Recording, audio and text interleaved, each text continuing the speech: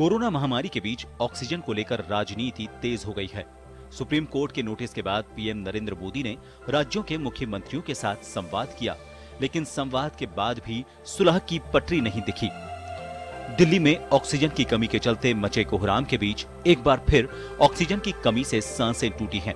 हालांकि मुख्यमंत्री अरविंद केजरीवाल ने ऑक्सीजन को लेकर शुक्रवार को ही पीएम नरेंद्र मोदी को आगाह भी किया था, लेकिन हालात सुधरने के बजाय दिल्ली में सांसों पर सितम बरप रहा है, जिस पर दिल्ली हाईकोर्ट ने भी तल्ख टिप्पणी करते हुए कहा कि अगर केंद्र, राज्य या स्थानीय प्रशासन का कोई अधिकारी ऑक्सीजन की आपूर्ति में अड़चन पैदा कर रहा है तो हम उस व्यक्ति को लटका देंगे।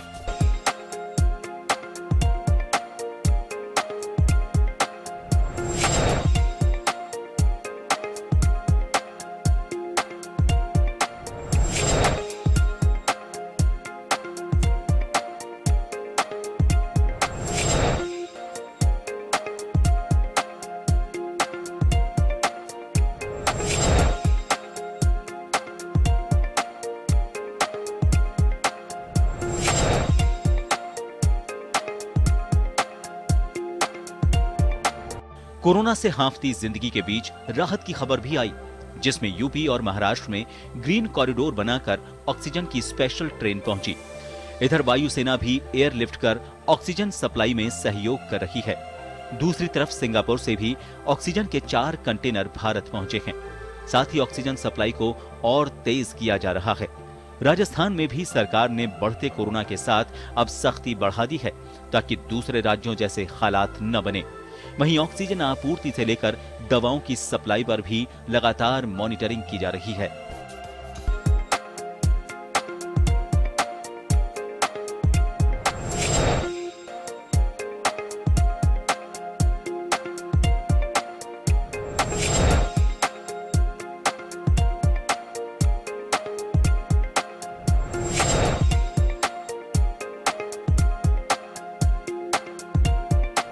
ऑक्सीजन की आपूर्ति को लेकर सियासत की तस्वीर अलग ही देखने को मिल रही है, जिसमें अब केंद्र और राज्य सरकारें तो आमने सामने हैं ही, लेकिन इस बीच न्यायालय का भी कड़ा रुख देखने को मिला है।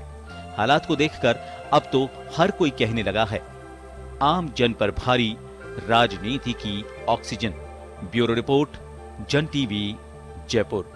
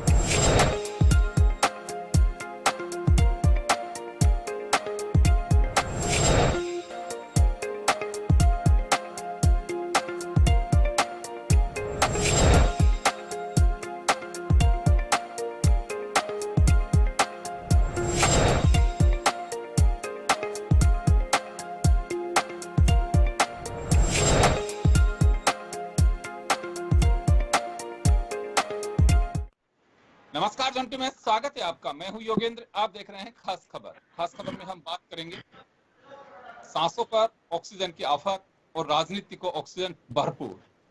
आप देख रहे होंगे कोई पीछे नहीं हट रहा।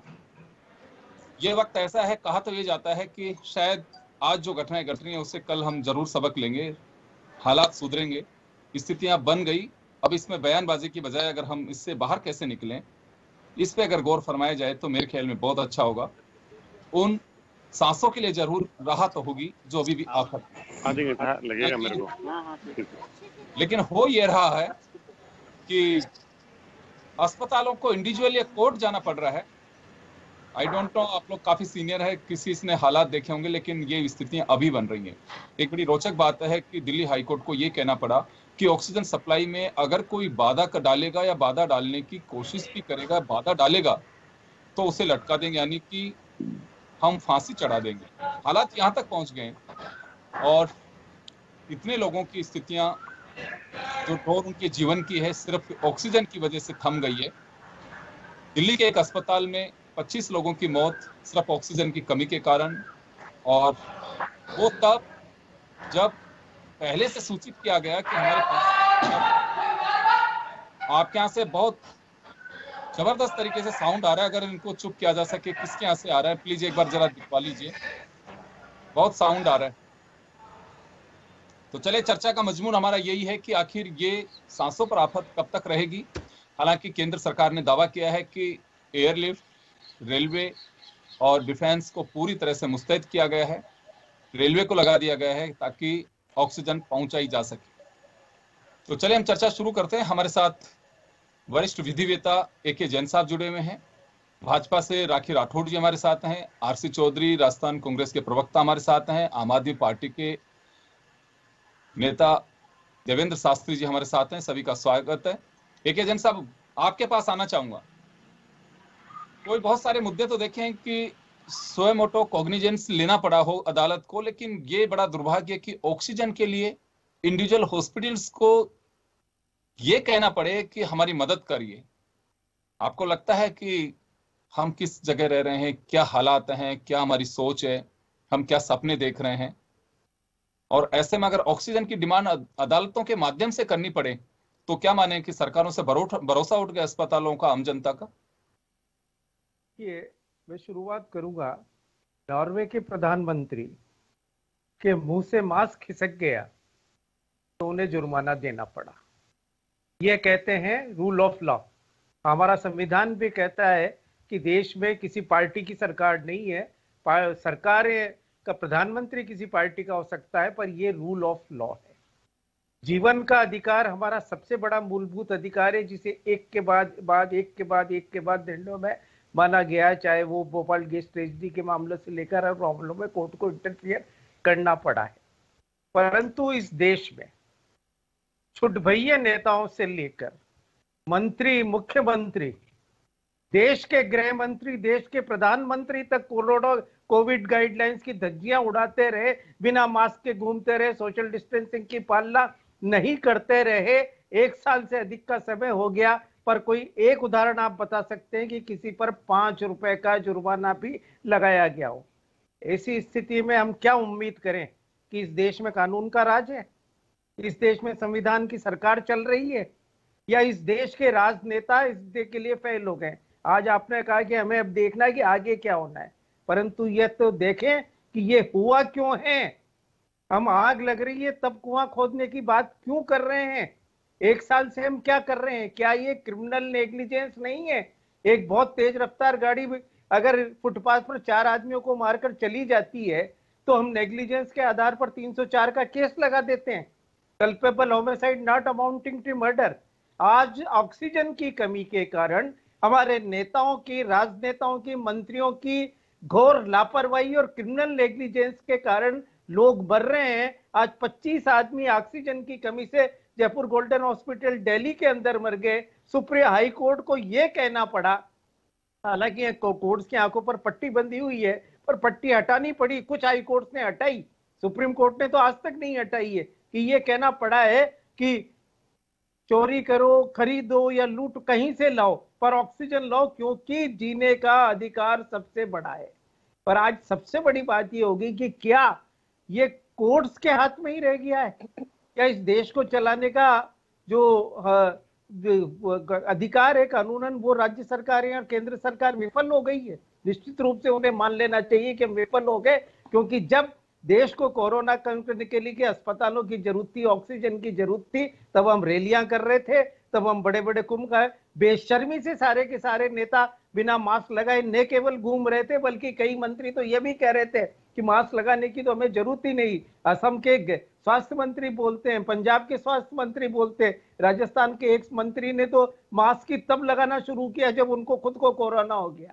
तो इन परिस्थितियों में प्रश्न इस बात का आज ही आ रहा है कि इस परिस्थिति से कैसे निपटे सरकार, अपने संसाधन हम करें। पर प्रश्न इस बात का कि सबसे पहले निपटने से पहले कुछ जिम्मेदारों को फांसी पे मत लगाओ, पर कम से कम सजा तो दो, उनको एहसास तो करवाइए कि कानून क्या होता है, कराइए कि कानून क्या होता है। आप जिम्मेदार हो तो आप भुगतने के लिए कुछ तो सजा दो।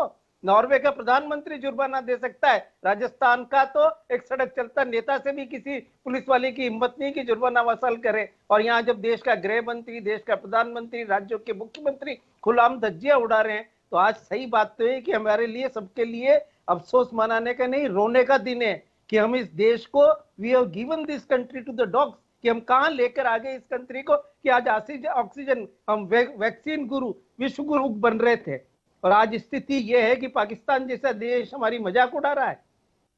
ये स्थिति के लिए जिम्मेदारों को सजा दो, तब जाके चेतावनी आएगी, ये परिस्थिति भी निपटेगी। अब सरकारें जाग रही हैं, अब सब पूरी ताकत से जाग रहे हैं, एयरलिफ्टिंग कर रहे हैं, सब कुछ कर रहे हैं, पर ये सिस्टम भी लाने वाले के जिम्मेदारों को सजा देनी चाहिए, ताकि एक सिम्टम बने कि भविष्य में कम से कम ऐसी गलती नहीं है। बिल्कुल आप सही कह रहे हैं। और सबसे बड़ी बात यह है कि आपको मैं थोड़ा सा पीछे लेके जाना चाहूंगा। नवंबर अक्टूबर में जब पीक पे था, 90,000 के आसपास जब केसेस आ रहे थे, उस समय ऑक्सीजन की थोड़ी मारामारी, लेकिन मैनेजेबल थी, बहुत ज्यादा ऐसी दिक्कत नहीं थी। उसके तुरंत बाद जैसे ही केसेस डाउन आने लगे, तो हमारे यहाँ पे जन्मदिन हो नेता का या किसी का भी, आपके नेतृत्व में जीवन बचा, हमने कोरोना को मार दिया, कोरोना को भगा दिया, ये कर दिया, वो कर दिया। शायद वो स्लोगन्स और सारी चीजें नेताओं को इस कदर अंधा कर दिया कि कुर्सी पे बैठने के बाद सिवाय खुद के स्वार्थ के कुछ दिखाई नहीं दिया। और यही हालात आज आम आदमी उसकी जान पर भारी पड़ता दिखाई दे रहा है। हमें उस व्यवस्था का अलम और अंदाजा तब भी नहीं रहा कि हमारा प्रोडक्शन इतना है कि हम दूसरों को दे सकते हैं, उसके बावजूद भी अगर जरूरत पड़ी तो हम क्या करेंगे। एक बात और कहना चाहूंगा, पता नहीं कितने लोगों को मालूम है, दिल्ली हाईकोर्ट ने ही उस रिपोर्ट का उल्लेख भी किया है। IIT खड़गपुर, IIT कानपुर, हैदराबाद, उन्होंने चेताया भी विदेश को कि 15 मई के आसपास जो केसेस आएंगे उसका आपको अंदाजा नहीं है। और आज जो रिपोर्ट हम देख रहे हैं कि 3,46,786 केस भारत के हैं, वो एक दिन की रिपोर्ट नहीं है। कहीं पे रिपोर्ट्स आ रही हैं 3 दिन, राजस्थान में या 4 दिन में रिपोर्ट आ रही है, 72 घंटे में रिजल्ट आ रहे हैं। अभी ये और लोडेड अभी जो लैब्स हैं वो हैं, उनकी स्थिति है। आज अगर देश में कहें तो लगभग 4 लाख के आसपास सरकारी आंकड़े पहुंच चुके हैं। यही हिसाब से कह रहा हूं कि अगर सुबह के आंकड़ों में उत्तर प्रदेश के 35,000 आंकड़े भी जोड़ा जाएं तो लगभग ये आंकड़ा 4 लाख के आसपास पहुंच जाता है। राजस्थान के आंकड़े जोड़े जाएं, क्योंकि हम पीछे के आंकड़े काउंट करते आते हैं। खैर स्थिति जो है, लेकिन फिलहाल तो यही है कि हम पत्र व्यवहार से बाहर कब निकलेंगे। मैं देवेंद्र शास्त्री साहब आपके पास आना चाहूंगा। सरकारों से प्लान मांगा गया, हाईकोर्ट ने केंद्र के साथ साथ दिल्ली सरकार से भी प्लान मांगा है। ये बात अलग है कि दिल्ली एक ऐसा राज्य है जहां पे ऑक्सीजन प्लांट नहीं है, खुद के अपने इंडस्ट्रियल प्लांट और वैसे प्लांट नहीं, दूसरे राज्यों पर निर्भरता है। वो रेस्पॉन्सिबिलिटी हम केवल पत्र व्यवहार में उलझ के रह गए कि कोई स्थिति के लिए केवल हम केंद्र को जिम्मेदार मानते रहें। शास्त्री साहब अनम्यूट करिए सर, अनम्यूट करें। जी जी। जो दिल्ली का मसला है वो तो एकदम स्पष्ट है कि ऑक्सीजन का जो डिस्ट्रीब्यूशन का सिस्टम है वो तो सेंट्रल गवर्नमेंट के हाथ में है। वो तो सबको पता है कि कोई भी स्टेट गवर्नमेंट जो है, उनके यहाँ अगर प्लांट भी है तो वो उसको हाथ नहीं लगा सकते। सेंट्रल गवर्नमेंट उसका डिस्ट्रीब्यूशन तय करती है। अब ये मुझे तो शक यह है कि जो केंद्र में नरेंद्र मोदी जी की भारतीय जनता पार्टी सरकार है, ये इस मौके को अवसर के तौर पे देख रहे हैं और अपने खिलाफ जो मुख्यमंत्री हैं उनको इस मौके पर फंसाने और बदनाम करने की ये साजिश मुझे तो ज्यादा लगती है। क्योंकि जब अरविंद केजरीवाल कहते हैं कि भाई मुझे ये बताइए कि दिल्ली के लिए कोई टैंकर चला और उसको दूसरे राज्य में जो भारतीय जनता पार्टी का है उसमें रोक के रखा गया और यहाँ पर दिल्ली तक पहुंचने नहीं दिया गया। तो और वो गुहार लगा रहे हैं, दिल्ली को फोन कर रहे हैं, लोगों को बता रहे हैं, लेकिन कोई सुनने वाला नहीं है। तो प्राइम मिनिस्टर से उन्होंने पूछा कि भाई मुझे बताइए कि अगर ऐसा हो जाए तो मैं किसके पास जाऊं, कहां रहूं।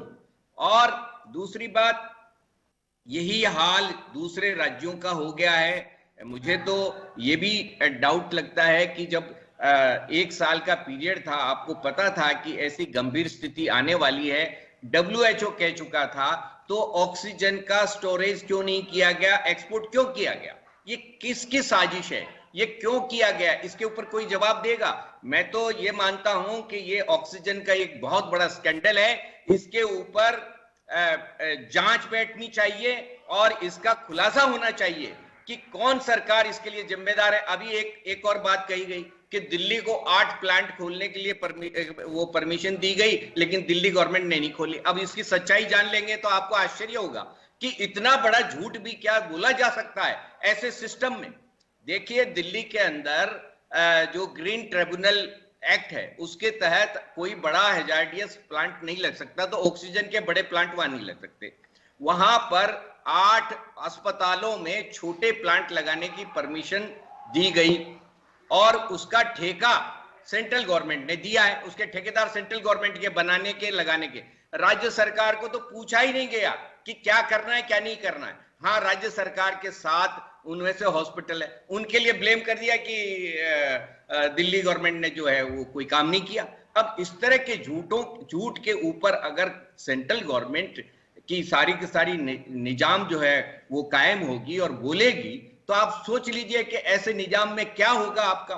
दूसरी बात, मैं जैन साहब की बात से पूरी तरह सहमत हूं।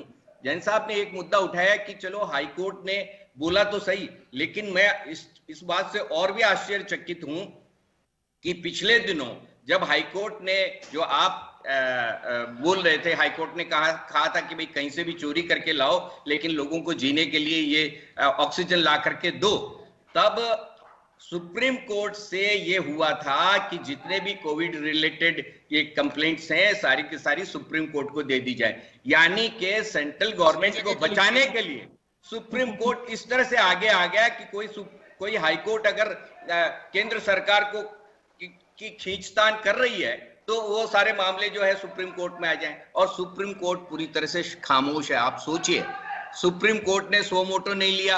अच्छा, हाई कोर्ट में भी हॉस्पिटल्स गए हैं, तब जाकर के हाई कोर्ट की आंखें खुली है। अदरवाइज जैन साहब ठीक कह रहे हैं कि वो पट्टी बंधी हुई है, पता नहीं ये आज कैसे खुल गई है, लेकिन इसका परिणाम क्या होगा ये आप आने वाले समय में देखेंगे। चलिए, लेकिन वक्त आरोप प्रत्यारोप का मैंने कहा वैसी तरह से है कि बेशक सांसों पे आफत हो, लेकिन राजनीतिक ऑक्सीजन भरपूर मिल पा रही है, कोई पीछे नहीं हटना चाहता।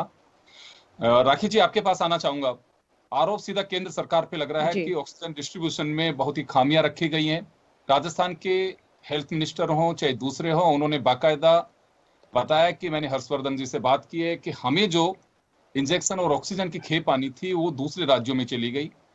उसके लिए उन्होंने भाजपा शासित राज्यों का जिक्र भी किया, गुजरात, हरियाणा, गोवा, इनका जिक्र भी किया, और ये नाइंसाफी होगी राजस्थान की जनता के साथ। इसी तरह से दिल्ली से यही बात निकल कर आती रही। दूसरे राज्य लगातार केंद्र पर आरोप लगा रहे हैं कि हमारी खेप को दूसरे राज्यों को दे दी गई। हरियाणा में इतना कंजम्पशन नहीं है, लेकिन राजस्थान को जितनी जरूरत है उससे ज्यादा हरियाणा को दे दी गई। तो ये जो डिस्ट्रीब्यूशन का पार्ट है वो गवर्नमेंट ऑफ इंडिया का है। लगातार आरोप लग रहे हैं इस बात को लेकर। जी राखी जी। राखी जी का मुझे लगता है वीडियो गड़बड़ा गया है। ये आवाज बहुत तेज आ रही है कहीं किसी के यहाँ से, प्लीज आप उनको रोके जहां से भी आवाज आ रही है। आरसी चौधरी जी, आपके पास आना चाहूंगा, मैं राखी जी के पास बाद में जाऊंगा। आरोप प्रत्यारोप से बाहर निकलने का वक्त कब आएगा, मैं ये भी जानना चाहता हूं। योगेंद्र जी, निश्चित रूप से आपने बड़ी महत्वपूर्ण बात कही। जब किसी की जिंदगी दांव पे लगी हो तब आरोप और प्रत्यारोप से कोई चीजें नहीं चल सकती। लेकिन आप जैसे एक जिम्मेदार चैनल पे जब हम बैठते हैं या किसी भी केस की जब ज्यूरी के सामने जब डिस्कशन होता है तो निश्चित रूप से किसी पे आरोप तय होता है, और मैं उम्मीद करता हूं कि आप जब इसको कंक्लूड करेंगे तो किसी पे आरोप तय जरूर करके उठेंगे। ये वैश्विक जो महामारी कोई एक दिन में नहीं आई, अचानक नहीं आई। जिस दौर में आज हम जो बात कर रहे हैं, मुझे वो दिन याद है जब 24 मार्च 2020 को देश के प्रधानमंत्री जी ने कहा था और देश के लोगों से कहा था कि मुझे 21 दिन दीजिए, 18 दिन में महाभारत जीता था, 21 दिन में हम इस कोरोना की जंग को जीत पाएंगे। इस देश के लोगों ने 21 दिन ही नहीं दिए, बहुत एक लंबा समय दिया। लेकिन क्या आज कोरोना की जंग जो देश के प्रधानमंत्री ने अपील की, 24 मार्च को उन्होंने राज्यों के मुख्यमंत्रियों से भी बातें नहीं की थी, लेकिन उन्होंने एक जिस प्रकार से शक्तिमान की तरह होते हैं तब उन्होंने अपील की, निश्चित रूप से देश के लोगों ने साथ दिया। हर कोई महामारी के अंदर साथ देना चाहता है। आज हम इस दौर से जब गुजर रहे हैं तो क्या वो रणछोड़दास हो गए हैं, छोड़ के भग गए हैं, जिनके उन पे हमें कोई आरोप और प्रत्यारोप नहीं करना चाहिए। ये आज जो भारतीय जनता पार्टी के लोग कहते हैं कि ये जो स्वास्थ्य है वो राज्यों का विषय है, जिस प्रकार कृषि राज्य का विषय है, जब उनकी मर्जी होती है तब उनका विषय हो जाता है, वरना वो राज्यों का विषय हो जाता है। आज हम मुद्दों पे जो जिक्र करना चाहें, योगेंद्र जी 24 मार्च को लॉकडाउन लगाया, 1 अप्रैल 2020 को देश के प्रधानमंत्री ने 11 एम्पावर्ड ग्रुप बनाए।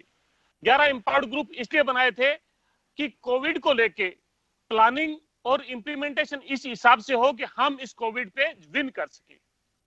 उसमें एक ग्रुप था, ग्रुप नंबर 6, जिसके सीईओ थे नीति आयोग के चेयरमैन अमिताभ कांत। उनके अध्यक्षता में यह छठा ग्रुप था। उनका काम था कि प्राइवेट एजेंसीज हो, एनजीओज हो, इंटरनेशनल ऑर्गेनाइजेशन हो, उन सब के साथ में संवाद करके और ऑक्सीजन के बारे में इन्होंने सब चीजें की। अप्रैल के महीने में दूसरी जब मीटिंग होती है, उस मीटिंग के अंदर इस मीटिंग में यह निकल के आता है कि ऑक्सीजन की जो जरूरत है वो इस बीमारी के अंदर बहुत बड़ी किल्लत होगी। प्री कोविड जो पूरे देश के अंदर 1000 मीट्रिक टन ऑक्सीजन का कंजप्शन था, वो धीरे धीरे बढ़ रहा है, जो 24 सितंबर 2020 को बढ़ के 3000 मीट्रिक टन हो गया था। ये मैं बात कर रहा हूं अप्रैल की। उन्होंने ये बात कही और उस समय सीआईआई के चेयरमैन अभिजीत बनर्जी थे, उनको उन्होंने कहा कि आप दूसरे लोगों के साथ में संवाद करके, जो भारतीय गैस संकट है उसके साथ में संवाद करके और हमें इस लीक को प्रूव करना है। मीटिंगें होती हैं और उसके बाद में जब तमाम सब चीजें होती हैं, डीपीआईआईटी को यह जिम्मा दिया जाता है, 9 सदस्यीय कमेटी बनाई जाती है कि ऑक्सीजन की इस देश में कमी नहीं होनी चाहिए। लेकिन चाहिए, पहल तो शुरू हुई थी, लेकिन अभी हम क्यों पटरी से उतर गए? सवाल यह है, जनता को इससे कोई मतलब नहीं है कि किसने मीटिंग की, किसने कमेटी बनाई, उसको सिर्फ यह है कि जो उसका पीड़ित है उसको ऑक्सीजन मिलनी चाहिए। मीटिंगों से क्या होगा? किसी का जान बच रही है मीटिंगों से? योगेंद्र जी आप सही बात कर रहे हैं। तो सरकारें क्या बनाती है? सरकारें बनाती हैं योजनाएं बनाती हैं। अगर योजनाएं सरकार की विफल होती हैं तो सरकारें जिम्मेदार होती हैं। मैं गुजारिश करना चाहता हूं, अगर हमने एम्पावर्ड ग्रुप किस लिए बनाए थे? अगर बनाए तो उनकी जो अनुशंसा थी उस पर हमने क्या काम किया? अगर अनुशंसा पे अगर हम काम नहीं कर पाए, इसका मतलब सरकार का फेलियर है। अब हम ये बताना चाहते हैं कि केंद्र की सरकार ने किस प्रकार से उसकी योजनाओं का फेलियर रहा। इसके साथ में मैं ये भी बताना चाहूंगा कि स्वास्थ्य विभाग के सचिव और संसदीय कमेटी, संसदीय स्थायी समिति जो स्वास्थ्य को देखती है, उसने इस मीटिंग को की और राज्यसभा के सभापति को। आरसी चौधरी जी वापस आ रहा हूं मैं राखी राठौड़ जी से जानना चाहूंगा। राखी जी, अगर कोई भी सरकार एक दूसरे के पाले में अगर बॉल डालती है तो मुझे लगता है कि जनता के साथ बड़ी नाइंसाफी होगी। किसने क्या बैठकें बुलाई, क्या टेंडर किए, क्या कुछ किया, उससे मतलब नहीं है। आज लोगों की जान जा रही है, वो कितनी व्यवस्था की होंगे। 162 टेंडर्स को अलॉट भी किया, 139 काम भी शुरू कर दिए। इतने दिन की मॉनिटरिंग, अक्टूबर से 162 के टेंडर्स हो रखे हैं प्लांट्स के जी। अब इंटरनेशनल उस पे कर दिए और 39 हमारे पास में आ पाए। हम लोग कह रहे हैं कि मेक इन इंडिया में आइए, निवेश आ रहा है, हम तालियां बजा रहे हैं। वित्त मंत्री से जब पूछो उठ करके तभी वो एक ही बात कहते हैं कि निवेशकों की भरमार हो रही है। 39 प्लांट लगा पाए, हम ऑक्सीजन दे नहीं पा रहे हैं। हम कह रहे हैं विश्व गुरु बनने जा रहे हैं, वैक्सीन हम दूसरों को दे रहे हैं। एक आदमी की जान जाती है तो उसके पीड़ितों का अंदाजा हमें होना चाहिए कि क्या एहसास होता है उनका।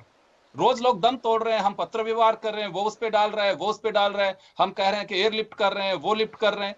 क्या हो रहा है? लोगों की जान बच रही है। हमने ये सोचा है कि आज जो कुछ हो रहा है शायद हो सकता कल इससे बेहतर होगा। हम तो और गर्त में जा रहे हैं। देखिए योगेंद्र जी, मैं अपनी बात की शुरुआत एक पॉजिटिव नोट से करूंगी। मैं सबसे पहले अपनी सरकार के प्रयास बताऊंगी, ना कि जैसा कि शुरुआत में मेरे जो साथी लोग हैं उन्होंने अपनी सरकार की नाकामी ना बताते हुए सारा का सारा ठीकरा जो है वो केंद्र सरकार पे जोड़ दिया।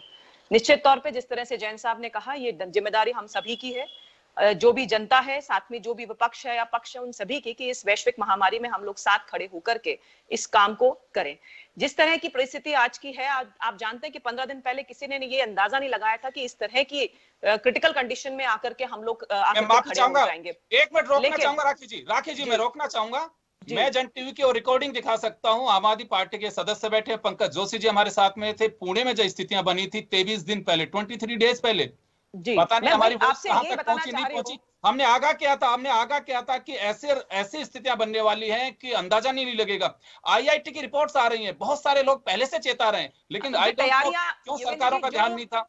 जो तैयारियां केंद्र सरकार ने की, क्योंकि अभी क्या है, देखिए क्या है, अगर मैं ये बात कहूं कि क्या क्या बातें अभी जो हमारे आम आदमी पार्टी के मेरे साथी हैं उन्होंने कही, आप अरविंद केजरीवाल के पिछले 4 दिन के इंटरव्यूज निकाल के देखिए ना, वो क्या कर रहे हैं। कभी तो वो सेंट्रल गवर्नमेंट को धन्यवाद कर रहे हैं, कभी ये कह रहे हैं कि हमको कुछ नहीं मिला, कभी ये कह रहे हैं कि नहीं हमने कोशिश नहीं करी। तो इस तरह के स्टेटमेंट चलते नहीं है सर। कहने की बात अलग होती है और करने की बात अलग है। जहां तक आपने कहा कि सारे हाईकोर्ट के काम जो है वो सुप्रीम कोर्ट को छोड़ दिए गए, तो जैन साहब हमारे सामने बैठे हैं, जब कोई सुनवाई सुप्रीम कोर्ट में चल रही है तो हाईकोर्ट क्यों सुनेगी उसे। उन्होंने ये कहा कि सुप्रीम कोर्ट के अंदर एक साथ क्यूमुलेटिव सुनवाई वहां पर हो जाएगी। तो ये सिर्फ और सिर्फ ये हरियाणा से टैंकर की आपने बात की, तो हरियाणा के टैंकर आपको मालूम है किस वजह से रुक गए? क्योंकि किसान आंदोलन कर रहा था वहां पे। आपके मुख्यमंत्री जाकर के उनको प्रोत्साहित करके, उनको फ्री बिजली पानी सब देकर के उनको प्रोत्साहित किया हमेशा। तो देखिए मैं इन चीजों में बात नहीं करना चाहती। मैंने आपके बीच में नहीं बोला था। दुनिया भर की गाड़ियां जा रही है, दुनिया भर की गाड़ियां दिल्ली में जा रही है, दुनिया भर की गाड़ियां दिल्ली में जाते हैं। आपने बीच में बोला, क्यों बोल रहे हैं बीच में? आप फिर किसान आंदोलन को ब्लेम कर रहे हैं, फिर अपनी नाकामी छिपाने के लिए किसान आंदोलन। देखिए चौधरी जी, मैंने आपके बीच में नहीं बोला था। आप लोग अगर सुनना नहीं चाहते तो आप लोग बोलते रहिए। योगेंद्र जी, या तो ये व्यवस्था दीजिए कि ये बोलेंगे या मैं बोलूंगी। किसान आंदोलन की वजह से हम कहें कि ऑक्सीजन का टैंकर अटक गए, एक और रीजन है और इसके पुख्ता कारण है योगेंद्र जी, इसके पुख्ता कारण है कि उसकी वजह से टैंकर डिले हुआ था। लेकिन जहां तक हाईकोर्ट की इसकी बात है, आप जानते हैं कि दिल्ली सरकार को भी हाईकोर्ट ने आज कहा कि आपने क्या तैयारी की। अगर कोई इंडस्ट्रियल, अगर आज ग्रीन ट्रिब्यूनल की वजह से आपको प्रॉब्लम होती है इंस्टॉलेशन में, तो ये बात कोर्ट में जाके तब नहीं कह सकते शास्त्री जी आप। आज जब प्रॉब्लम आ रही है तब आपको ग्रीन ट्रिब्यूनल याद आ रहा है। आप देखिए सिर्फ और सिर्फ अपनी नाकामी छुपाने के लिए काम कर रहे हैं। मैं बताती हूँ आपको केंद्र सरकार ने क्या किया। आज वैक्सीनेशन ड्राइव जो है वो 13 करोड़ 14 करोड़ तक हम लोग पहुंच चुके हैं, और किसी देश में ऐसा नहीं है। यूरोप की पूरी जनसंख्या जो है उसके बराबर हमने वैक्सीनेशन ड्राइव किया। ये आप लोग ही थे जिसकी वजह से वैक्सीनेशन ड्राइव स्लो चला, क्योंकि आपका वैक्सीनेशन पे विश्वास नहीं था। और 4 दिन पहले जो रिपोर्ट आई है सेंटर से, उसने प्रूव की ये बात कि वैक्सीनेशन जो है वो एक प्रोटेक्शन का बहुत अच्छा तरीका है। वैक्सीनेशन एक प्लंटर है, मैं आपको बताऊंगा अभी। देखिए हाँ बिल्कुल बिल्कुल, जब आपकी बारी आएगी तब बोलिएगा प्लीज, ठीक है। जहां तक बात ये कर रहे हैं कि हम कुछ नहीं कर सकते, तो लाचार सरकार जो अगर दी है पब्लिक ने, तो उसका कोई इलाज किसी के पास होता नहीं है। तीसरी बात ये है कि राइट टू रिकॉल होना चाहिए। लगातार कोटा जो है वो ऑक्सीजन का दिल्ली के अंदर भी बढ़ाया, जैसे जैसे डिमांड आई उस हिसाब से लगातार बढ़ोतरी की गई। लेकिन जब व्यवस्था पूरे देश में देने की है तो प्रायोरिटी के हिसाब से दिल्ली की भी पूर्ति की गई। दिल्ली के अंदर डीआरडीओ द्वारा जो बेड्स का तैयार किया गया, आर्मी द्वारा, वो दिल्ली के अंदर ही तैयार किया गया। शास्त्री जी, उसकी बात आप नहीं करेंगे। अगर केंद्र सरकार कोई काम कर रही है, मैं ये कहना चाहती हूँ पॉजिटिव राजनीति की फ्रेम में आइए। जो काम केंद्र ने किया है उसकी भी तो बात बताइए। आपने जो किया है उसे हम अप्रिशिएट करेंगे, हमने जो किया उसे आप अप्रिशिएट के कम से कम एक पॉजिटिव माहौल बनाने के लिए अपना योगदान देने का काम कीजिए सर। आप लगातार एक बात खुद का कुछ बताना नहीं कि हमने क्या किया, लगातार ये बात कहना कि सेंट्रल गवर्नमेंट ने कुछ नहीं किया। आप क्या करेंगे ये बताइए ना। राखी जी, मौत हो रही है, इसमें हम लोग एक दूसरे की प्रशंसा करके बैठ जाए तो ये उचित नहीं है। अगर कोई कीजिए, अच्छा काम करने के लिए प्रोत्साहित कीजिए एक दूसरे को, यही कह रही हूँ मैं ये नहीं कह रही मिठाई बांटिए, ये थोड़ी कह रही हूँ। प्रशंसा करने से एनकरेजमेंट मिलता है और आगे काम करता है आदमी। आप समझेंगे, खैर अलग बात है, आपको समझ नहीं आएगी वाली बात, क्योंकि हमने राजनीति हमेशा इस तरह की है। उसको रियलाइज करना चाहिए, तभी तो हम लोग आगे बढ़ सकते हैं ना। अगर रियलाइज ही नहीं करेगी सरकार। आप ये बताइए शास्त्री जी, बताइए डिस्ट्रीब्यूशन का बिल्कुल हेल्प नहीं करी, कोई हेल्प नहीं करी सेंट्रल गवर्नमेंट ने। 4 दिन पहले केजरीवाल जी क्या बोल रहे थे? समय कम है। मैं तो पहले दिन से कह रहा हूं कि वक्त ऐसा नहीं है कि एक दूसरे के पाले में बोल डाली जाए। हमें एक एक आदमी के जीवन के लिए हम क्या कर सकते हैं, वो उसके परिजनों को, उस देश की जनता को, प्रदेश की जनता को भरोसा मिलना चाहिए। राखी जी, लेकिन मीडिया रिपोर्ट्स कह सकता हूं मैं आपको कि कितने दिन से इस बात का आगाह किया जा रहा है कि हालात भारत में बिगड़ने वाले हैं। इसमें कोई डाउट देखिए नहीं मैं है। उसमें आपको देखिए अगर नहीं, शांति से सुन मैं ले एक मैं बात प्रयास बता बता रहा हूँ, देती हूँ नहीं, आपको। मैं जो कह रहा हूँ, शांति से लेकिन अगर सुन आज ले, तक बीच भी में टोकेंगे तो नहीं बता पाऊंगी। आज भी सरकारें, चाहे वो केंद्र सरकार हो चाहे राज्य सरकारें हो, अपनी चूक को कोई स्वीकार नहीं करना चाहता। ये स्वीकार जनता करे कि हम इस देश में पैदा हो गए, इस राज्य में पैदा हो गए, जनता करे स्वीकार इसको। नेता कोई अभी तक ना, देश के प्रधानमंत्री इस बात की गारंटी ले रहे हैं कि हमने महाकुंभ की परमिशन दे दी जिसके लिए मना किया जा रहा था। और सबसे रोचक बात, मुख्यमंत्री जी कह रहे हैं आपके गंगा स्नान से तो कोरोना भग जाता, होता ही नहीं है। ये गैर जिम्मेदार जवाब नहीं है, कोई जिम्मेदार की बात है। जिस समय की आप ये बात कर रहे हैं उस समय कोरोना अंडर कंट्रोल था। आप जानते हैं कि उस समय इतनी ज्यादा प्रॉब्लम नहीं थी, लेकिन जैसे ही उनके आया बात, ये हाथों हाथ रिक्वेस्ट करके कुंभ को रुकवाया, उसको बिल्कुल हमने प्रतिकात्मक बनवाया। बंगाल में रैलियां चल रही हैं, रैलियां क्यों नहीं रुकी हैं बताइए आप? कल जो रैली हुई है वो उसमें आपने लिमिट तय कर दी है, रैलियां रोकी गई हैं। कल जो प्रधानमंत्री जी ने रैली करी है उसके अंदर सिर्फ और सिर्फ वर्चुअल रैली करी है जिसमें लिमिटेड लोग हैं। क्यों नहीं हो रहा है ऐसा? मुझे लगता है कि इस तरह की बात अगर करेंगे कि आप बिल्कुल जीरो पे लाके छोड़ेंगे अगर चीजों को, तो मुझे लगता है कि इस तरह का काम जो है करना हमें शोभा नहीं देता। एक पॉजिटिव संचार हमें करने की जरूरत है। मैं आपको बताती हूँ कि सेंट्रल गवर्नमेंट द्वारा क्या किया गया।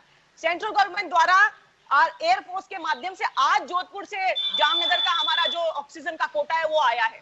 सेंट्रल गवर्नमेंट ने नए पीएसए स्टार्ट किए हैं जिसमें से 162 की आप बात कर रहे थे जिनके टेंडर हो गए हैं और जल्दी विदिन 10-15 डेज वो सारे ऑपरेशनल होंगे। ऐसा नहीं है कि सेंट्रल वैक्सीनेशन ड्राइव को लगातार तेज करने का प्रयास किया जा रहा है। राखी जी अक्टूबर से है, अक्टूबर से 162 है जिसमें से 39 जो है उन पे इम्प्लीमेंट हो पा रहा है। अभी तक कोई दिलचस्पी नहीं दिखा पा रहा। कारण क्या है ये तो मुझे नहीं पता। योगेंद्र जी एक छोटी सी बात और बताना चाह रहा हूँ। अगले 10-15 दिनों के अंदर ये सारे ऑपरेशन राखी जी दिल्ली को कोटा अलॉट करने की बात कह रहे हैं। मैं एक छोटी सी जानकारी देना चाह रहा हूँ। दिल्ली को, हाँ शॉर्ट में कह रहा हूँ, दिल्ली को जितने की रिक्वायरमेंट है उससे आधी से भी कम दी जा रही है बढ़ा करके। और दूसरा जो अलॉटमेंट किया है वो किया है उड़ीसा में, जहां से मतलब दिल्ली तक पहुंचना ही मुश्किल है। अभी तक जो अलॉट किया गया वो टैंकर उड़ीसा और पता नहीं बंगाल और कहां से किया है, यहां से भिवाड़ी से नहीं किया है, जोधपुर से नहीं किया, हरियाणा में हिमाचल में बनते हैं वहां से नहीं किया है, उड़ीसा और बंगाल से किया है, जहां से टैंकर आने में 3 दिन लग जाए। तो ये तो इनका मैनेजमेंट है, ये इनका सिस्टम है। आप सिर्फ और सिर्फ केंद्र सरकार पे मैं टोकना चाहूंगा कर सकते हैं। राखी जी प्लांट एलोकेशन सुनिए आप सभी के लिए, मैं मुझसे ज्यादा विद्वान है, लेकिन प्लांट अलोकेटेड या जिसे कहें अलॉट जो होता है वो गवर्नमेंट ऑफ इंडिया के ओर से किया जाता है। वो प्लांट अलॉट करेगी, लेकिन ये तो हमारा मैकेनिज्म होना चाहिए कि भिवाड़ी नजदीक पड़ेगी कि उड़ीसा पड़ेगी दिल्ली के नजदीक। अगर राजस्थान को हम गोवा से सप्लाई या वापिस से सप्लाई देंगे गुजरात से, हम भिवाड़ी में 260 मीट्रिक टन का प्लांट है और 80 टन दे रहे हैं। अगर उसमें से अगर हम इजाफा करेंगे, आज भी 15% जो गैस है टोटल हमारा प्रोडक्शन है ना, उसका हेल्थ पे मेडिकल पे जो है 15% का कंजम्पशन है। 85% आज भी इंडस्ट्रीज में ही है। हाँ, स्टील इंडस्ट्रीज पे है, बिल्कुल है।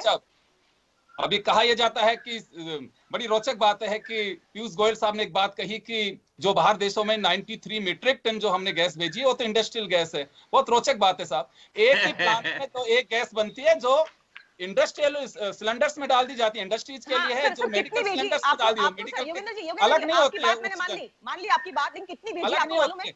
ऐसे बयान आ रहे हैं, आप लोग कह रहे हैं कि कैसे बातें। सर अब आपने बात छेड़ी तो बात पूरी कीजिए। आप ये बताइए कितनी भेजी है वहां पे?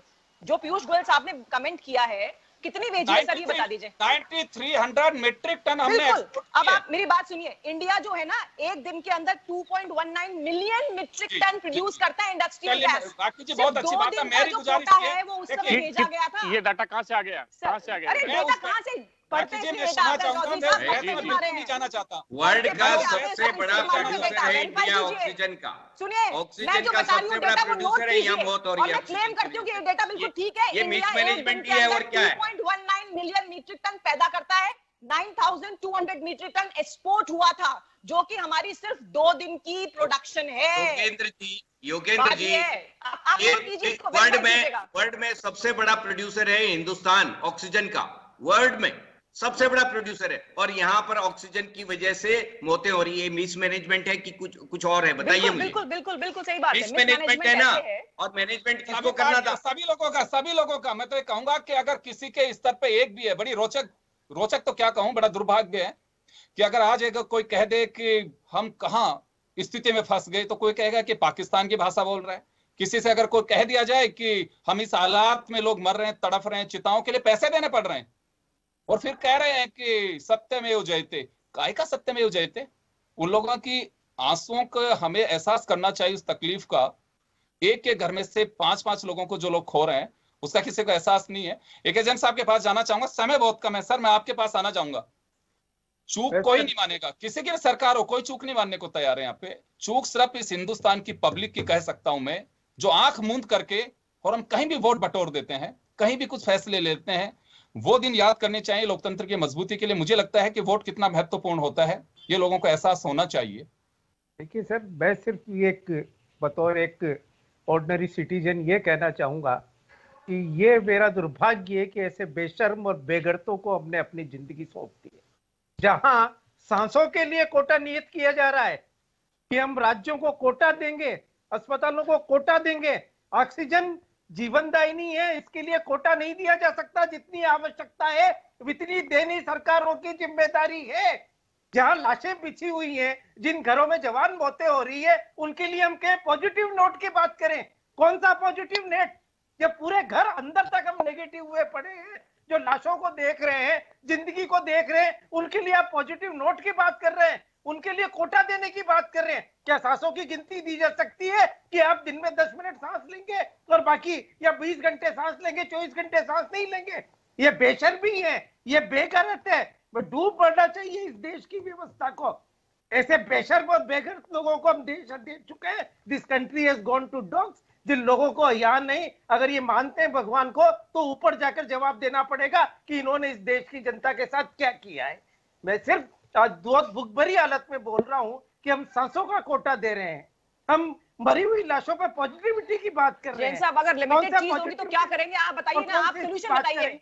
जैन साहब बताइए, आप बताइए कि अगर लिमिटेड ऑक्सीजन सप्लाई है तो क्या करेंगे, आप सोल्यूशन बताइए। राखी जी, एक सरकार कट करे में नहीं है आप। राखी जी एक सरकार कट करे में नहीं है। पॉजिटिविटी की बात कर रहे हैं। जैन साहब, सोल्यूशन तो देखना पड़ेगा योगेंद्र जी, जैन साहब से थोड़ी होता है काम। आप बताइए, आप सुझाव बताइए जैन साहब, आप जैसे सीनियर लोग सुझाव बताइए, तब मजा आएगा ना, कौन तब अच्छा लगेगा, काम करने का होगा काम। जब लिमिटेड ऑक्सीजन सप्लाई हो तो क्या कर सकते हैं काम, आप बताइए ना। आज ये शॉर्टेज क्यों हुई है? मैं बड़े दुख के बाद बताना चाह रहा हूँ। शॉर्टेज, मैं एक लाइन की बात कहना चाह रहा हूँ। शॉर्टेज इसलिए हुआ है कि जो खरीद सकते हैं उनके घर पे, किसी के यहाँ 2, किसी के यहाँ 4। आप देख लीजिए, छापा मरवाइए, ब्लैक मार्केटिंग हुई है। लोगों के घरों पे, सक्षम लोगों के घरों पे सिलेंडर पड़े हुए हैं, और वो अगर निकल आते हैं तो हॉस्पिटल की कमी नहीं होती। शास्त्री बताइए कहाँ हुई है? शास्त्री यहाँ राजस्थान में हुई है, सब जगह हुई है पूरे हिंदुस्तान में। देवेंद्र शास्त्री साहब, अगर केंद्र सरकार के, सुनिए राखी जी, अगर केंद्र सरकार के जो अलोकेशन है या कहें कि अलॉटमेंट, अगर उसमें चूक है तो राज्य सरकार जिम्मेदार नहीं है। अगर कोई ब्लैक में गैस अपने घरों में भर रहे हैं, ये केंद्र की मॉनिटरिंग रहेगी। राज्य क्या कर रहे हैं फिर?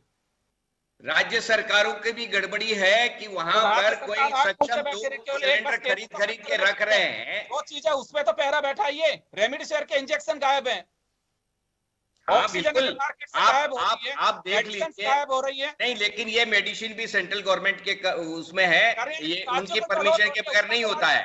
वो भी भारतीय जनता, उसमें भी भारतीय जनता पार्टी के ही नेता पकड़े गए हैं गुजरात में और महाराष्ट्र में, जो दवाएं और इंजेक्शन जो है ये वक्त पार्टी की बात का नहीं है सर।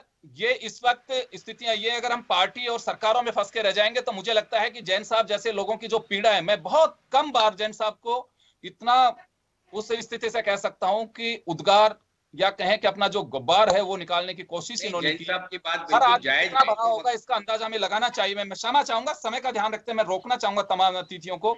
वक्त बहस का नहीं है, वक्त राहत का है। ऑक्सीजन की जिनको आवश्यकता है उसको दीजिए, राजनीति को मत दीजिए। बड़ी मेहरबानी होगी इस मुल्क पर, इस जनता पर, आप सभी लोगों की। बहुत बहुत शुक्रिया आप सभी का। खास खबर में इतना ही, दीजिए इजाजत, नमस्कार।